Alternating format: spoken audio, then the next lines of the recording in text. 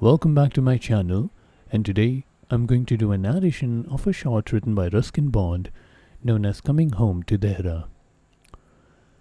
The faint queasiness I always feel toward the end of a journey probably has its origin in that first homecoming after my father's death. It was the winter of 1944, yes, a long time ago, and the train was running through the thick sal forest near Dehra, bringing me at every click of the rail nearer to the mother I hadn't seen for 4 years, and the stepfather I had seen just once or twice before my parents were divorced. I was 11, and I was coming home to Dehra. 3 years earlier, after the separation, I had gone to live with my father. We were very happy together. He was serving in the RAF at New Delhi, and we lived in a large tent somewhere near Humayun's tomb. The area is now a very busy part of urban Delhi, but in those days it was still a wilderness of scrub jungles where black buck and nilgai roamed freely.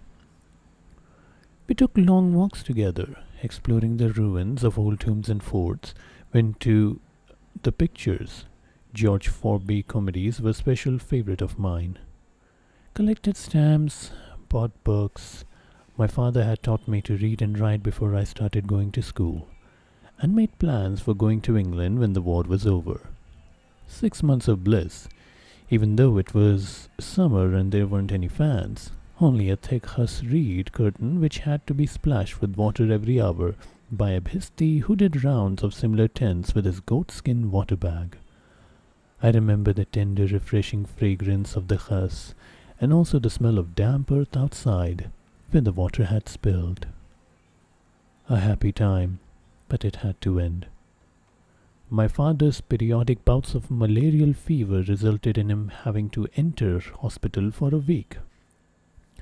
This pasty small son came to stay with me at night, and during the day I took my meals with an Anglo-Indian family across the road. I would have been quite happy to continue with this arrangement whenever my father was absent, but someone at Air Headquarters must have advised him to put me in a boarding school. Reluctantly, he came to the decision that this would be the best thing, until the war is over, and in the June of 1943 he took me to Shimla, where I was incarcerated in a preparatory school for boys. This is not the story of my life at boarding school. It might easily have been a public school in England. It did in fact pride itself on being the Eton of the East. The traditions such as ragging and flogging, compulsory games and chapel attendance, prefects larger than life, and honor boards for everything from school captaincy to choir membership had all apparently been borrowed from Tom Brown's school days. My father wrote to me regularly, and his letters were the things I looked forward to more than anything else. I went to him for the winter holidays, and the following summer he came to Shimla during my midterm break and took me out for the duration of holidays. We stayed in a hotel called Craig Dew on a spur north of Ajako Hill. It was an idyllic week. Long walks, stories about phantom rickshaws, ice cream in the sun, browsings in the bookshop, more plans. We will go to England next year. School seemed a stupid and heartless place after my father had gone away. He had been transferred to Calcutta and he wasn't keeping well there. Malaria again, and then jaundice. But his last letter sounded quite cheerful. He'd been selling part of his valuable stamp collection so as to have enough money for the fares to England. One day, my class teacher sent for me. "I want to talk to you, Bond," he said. "Let's go for a walk." I knew immediately that something was wrong. We took the path that went through the deodar forest, past the council rocks where scout meetings were held. As soon as my unfortunate teacher started on the theme of God wanting your father in a higher and better place, as though there could be any better place than Jackso Hill in midsummer, I knew my father was dead, and burst into tears. They let me stay in the school hospital for a few days until I felt better. The headmaster visited me there and took away the pile of my father's letter that I'd kept beside me. "Your father's letter. You might lose them. Why not leave them with me? Then at the end of the year, before you go home, you can come and collect them." Unwillingly, I gave him the letters. He told me he'd heard from my mother that I would be going home to her at the end of the year. He seemed surprised that I evinced no interest in this prospect. At the end of the year, the day before school closed, I went to headmaster's office and asked for my letter. "What letter?" he said.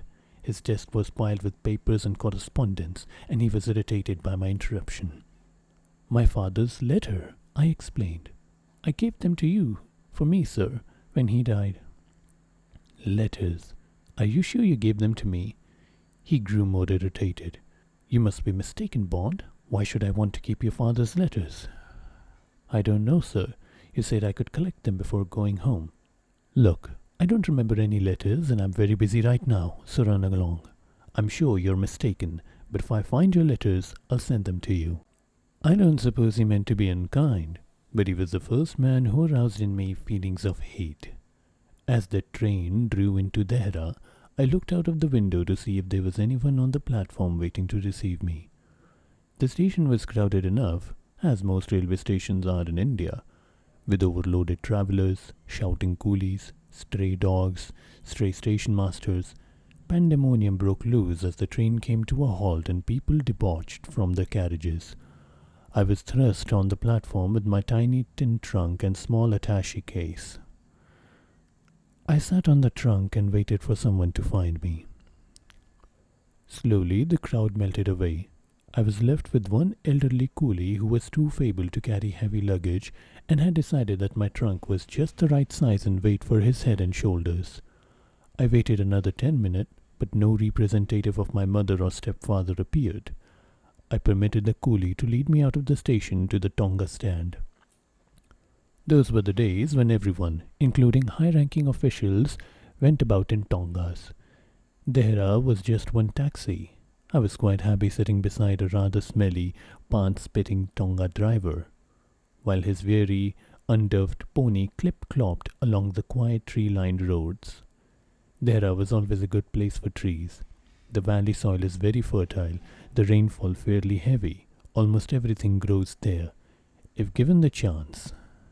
The road were lined with neem and mango trees, eucalyptus, Persian lilac, jacaranda, amalthus, and many others.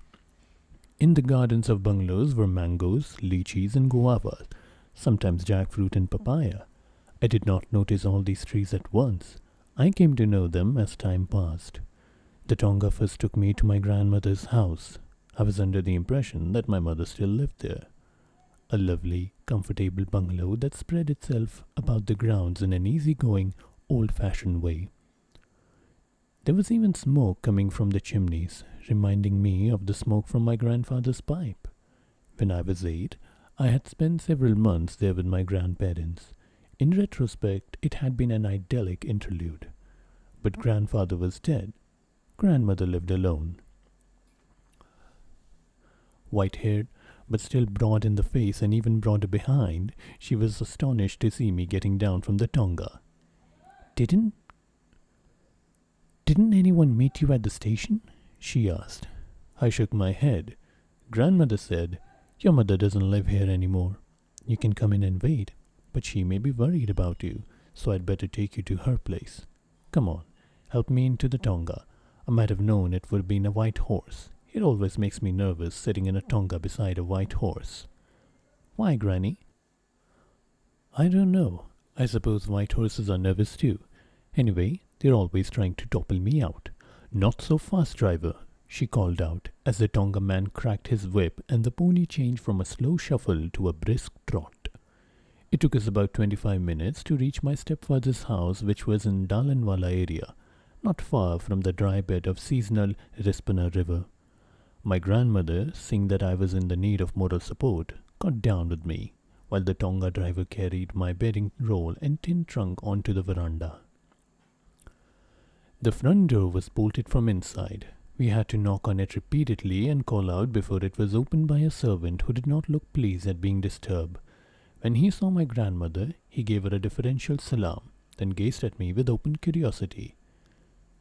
"Where's the Mem Sahib?" asked grandmother. "Out," said the servant. "I can see that, but where have they gone?" "They went yesterday to Motichur for shikar. They will be back this evening." Grandmother looked upset, but motioned to the servant to bring in my things.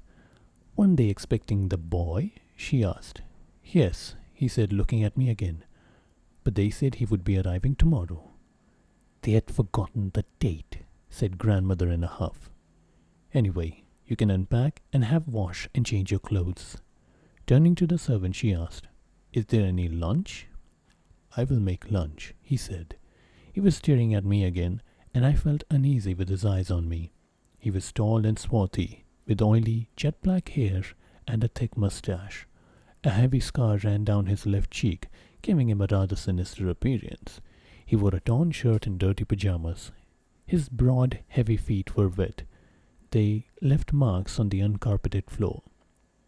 A baby was crying in the next room, and presently a woman, who turned out to be cook's wife, appeared in the doorway, jogging the child in her arms. "They've left the baby behind too," said Grandmother, becoming more and more irate. "He is your young brother, only 6 months old." I hadn't been told anything about a young brother. The discovery that I had one came as something of a shock. I wasn't prepared for a baby brother, least of all a baby half-brother. I examined the child without much enthusiasm. He looked healthy enough, and he cried with gusto. "He's a beautiful baby," said Grandmother. "Well, I've got work to do. The servants will look after you. You can come and see me in a day or two. You've grown since I last saw you, and you're getting pimples." This reference to my appearance did not displease me, as Grandfather never indulged in praise. For her to have observed my pimple indicated that she was fond of me.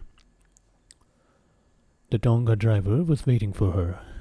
"I suppose I'll have to use the same tonga," she said. "Whenever I need tonga, they disappear, except for the ones with white ponies. When your mother gets back, tell her I want to see her." Shikar, indeed. An infant to look after, and they've gone shooting. Grandmother settled herself in the tonga, nodded in response to the cook's salam, and took a tight grip of the armrest of her seat. The driver flourished his whip, and the pony set off at the same listless, unhurried trot, while my grandmother, feeling quite certain that she was going to be hurtled to her doom by a wild white pony, set her teeth and clung tenaciously to the tonga seat. I was sorry to see her go. My mother and stepfather returned in the evening from their hunting trip with a pheasant which was duly handed over to the cook, whose name was Mangal Singh. My mother gave me a perfunctory kiss. I think she was pleased to see me, but I was accustomed to a more intimate caress from my father, and the strange reception I had received made me realize the extent of my loss. Boarding school life had been routine. Going home was something that I had always looked forward to, but going home had meant my father, and now he had vanished, and I was left quite desolate. I suppose if one is present when a loved one dies, or sees him dead and laid out and later buried, one is convinced of the finality of the things and finds it easier to adapt to the changed circumstances. But when you hear of a father's death, and have only the faintest idea of a manner of his dying, it is rather a lot for imagination to cope with, especially when imagination is a small boy's. There being no tangible evidence of my father's death, it was, for me, not a death but a vanishing. And although this enabled me to remember him as a living, smiling, breathing person, it meant that I was not wholly reconciled to his death, and subconsciously expected him to turn up and deliver me from my unpleasant situation. My stepfather barely noticed me. The first thing he did on coming into the house was to pour himself a whiskey and soda. My mother, after inspecting the baby, did likewise. I was left to unpack and settle in my room. I was fortunate in having my own room. I was as desirous of my own privacy as much as my mother and stepfather were desirous of theirs. My stepfather, a local businessman, was ready to put up with me provided I did not get in the way. And, in a different way, I was ready to put up with him provided he left me alone. I was even willing that my mother should leave me alone. There was a big window to my room, and I opened it to the evening breeze, and gazed out onto the garden, a rather unkempt place where marigolds and a sort of wild blue everlasting grew rampant among the lychee trees. Well, I hope you enjoyed it, And if you have any more suggestions, then please do give them to me. I forgive if you heard any background noises. I will see you later. Goodbye.